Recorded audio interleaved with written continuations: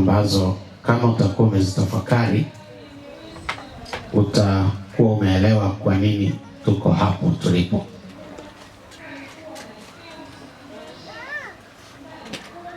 Na mwisho tukaona katika Luka sura ya 21 fungu la 8,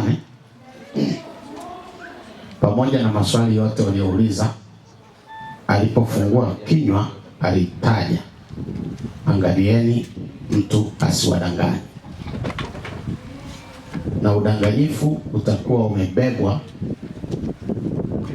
katika uzito wake. Deception anayoisema ni ile hali ya ubandia,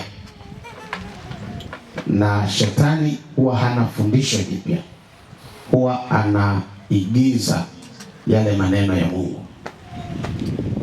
Na kama kuna kiumbe ambaye anaijua Biblia ni shetani, na kama kuna mtu anaweza kufundisha habari za Mungu ni yeye, maana ndiye aliyekuwa the immediate angels, alikuwa head prefect wa malaika, na ndiye aliyekaa mahali hapa patakatifu patakatifu ambapo Brother Gabu anafanya sasa hivi. Na yeye ndiye alikuwa kwenye hiyo nafasi ya malaika mkuu mbinguni. Na kwa sababu hiyo anamfahamu Mungu na anaweza akakuelezea habari za Mungu. Lakini aina yake ya usomaji ndiyo inakwenda kwenye changamoto. Tunaposoma tunagundua ya kwamba kuna wakati Yesu alikuwa akipambana naye. Alikuja akatoka mbinguni akafika, na alipofika akampiga kwa nuru yake. Alipomulika Yesu akashtuka. Malaika amefunga siku 40. Na kwa sababu amefunga siku 40 alikuwa na njaa. Ndipo akamwambia, nimeagizwa nije nikwambie, njia yenye matone ya damu usiipite.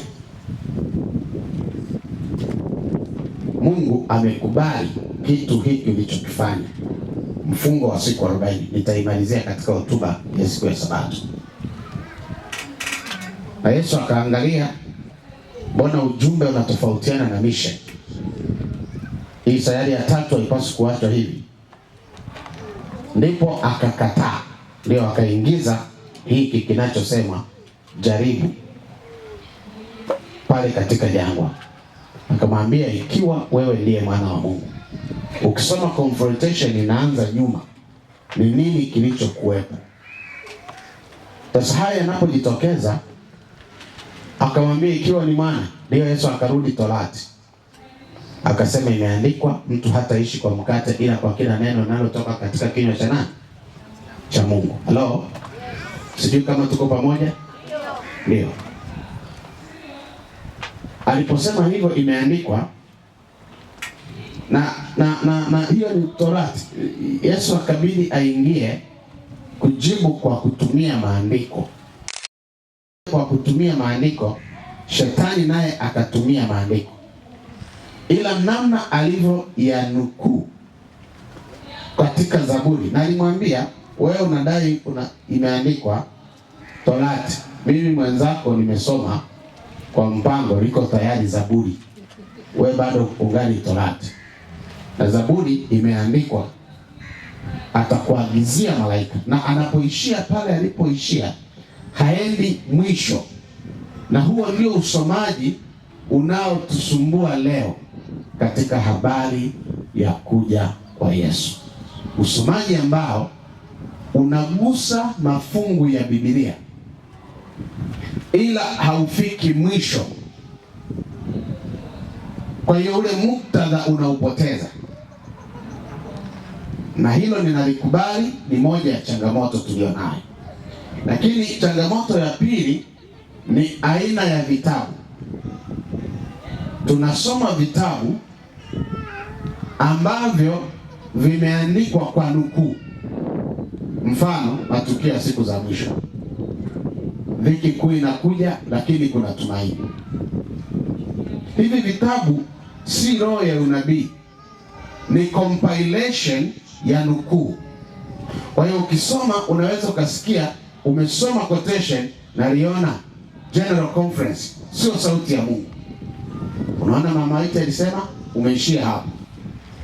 Kumbe inakwambia testimony volume ngapi, ndipo hii kipande kimetolewa. Kwa hiyo unapaswa kwenda kwenye ule muktadha, usome muktadha wote, alimaanisha nini katika changamoto hii. Sasa wengi wamekimbia, na so long as imeandikwa na Ellen G. White, wamekoti tu quotation, wamekoti tu mafungu kwa sababu yako kwenye Biblia, halafu wameanza kuyafundisha bila kuitendea haki mada na muktadha wake. Sasa leo tutaingia hapa kuona hiki kinachosemwa Yesu anakuja, na tumeambiwa mwakani 2027. Hata kama ulikuwa muovu kweli miezi mitatu iliyosalia, unaweza tu ukajitengeneza ukaenda mbinguni.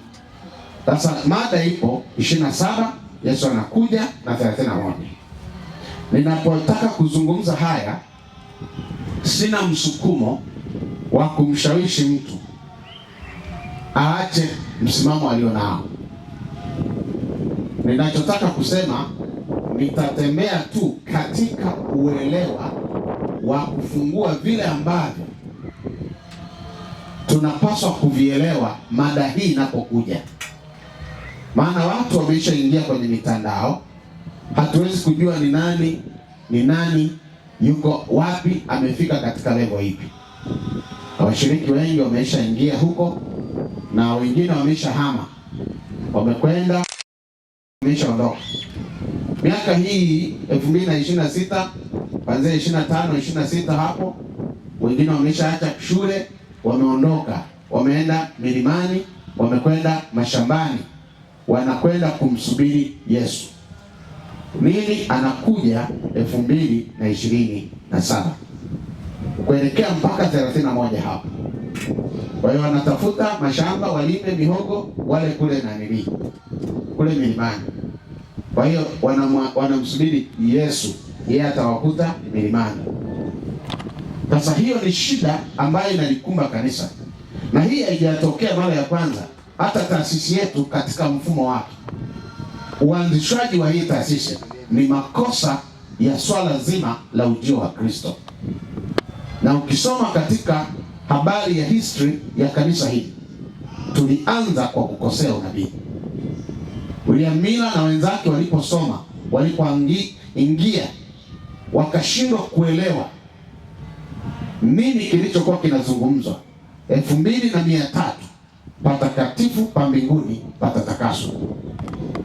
Na walipofika hapo wakaamini ya kwamba hii itakuwa ni habari ya Kristo kuja, ambalo fungu ni fundisho tunalolimiliki katika dunia hii, patakatifu pa patakatifu. Hilo neno the sanctuary ni heavenly sanctuary, ndio doctrine tulio na title deed yake. Hakuna eneo lingine walio na title deed ya fundisho la kuja kwa Kristo, huduma ya Kristo patakatifu pa mbinguni. Kwa hiyo inapaswa itufungue sisi, na inapotufungua tuelewe tunaishi katika nyakati gani, ili tukabiliane na nyakati hizi za udanganyifu. Sasa mchana tuliangalia moja, habari ya udanganyifu. Watasema Kristo yuko huku na Kristo yuko kule, na Yesu akasema msisadiki. Kwa nini? Kuja kwa Kristo hakutatangazwa na mtu. Kuja kwa Kristo hakutatangazwa na Al Jazeera. Kuja kwa Kristo hakutatangazwa na BBC. Hakuna mtu atakayetangaza kuja kwa Kristo. Kwa nini? Kwa sababu nyakati hizi Yesu anakuja. Utakaposoma vizuri utagundua kazi zote za binadamu zitaanza kuteketea. Hakuna reporting itakayofanywa na wanadamu. na human devices zote zitakoma kufanya kazi. Hakuna simu, hakuna television, hakuna chombo chochote kitakachoweza kutangaza reporting ya kuja kwa Kristo. Na hivyo kazi za mwanadamu utaona zitaanza kuteketea. Hatutakuwa na mifumo ambayo itaweza kuripoti ujio wa Kristo. Na ndio maana amelisema haliko katika malaika wala katika mwana, ila Baba mwenyewe. Na sauti yake itakapozunguka, itakaposema, ndipo itatikisa hili anga letu, jua, nyota vitahama kutoka katika eneo lake kwa sauti yake. Na ndio maana utagundua mwishoni tutafika mahali tutaisikia tarehe ya kuja kwa Kristo kwa sauti ya Baba mwenyewe akizungumza. Kwa hiyo mwanadamu hawezi, kwa sababu haitokuwa katika uwezo wa mwanadamu. Kwa hiyo human activities zote zitafika mwisho, kazi zitaanza kuteketea. Hakuna reporting itakayofanywa na mwanadamu. Na hiyo ndio tunataka kuiepusha watu wasifanye makosa yale yale yaliyokwisha tokea katika kipindi cha nyuma. Sasa twende katika habari ya Luka 21 fungu la 8. Akasema, angalieni msidanganyike, kwa sababu wengi watakuja kwa jina langu wakisema nini? Mimi ndiye, mimi ni Kristo. Kwa hiyo hilo tumelisoma katika hotuba ya mchana. Na malizia hapa, majira yamekaribia. Na Yesu anasema basi msiwafuate hao. Sasa sehemu ya kwanza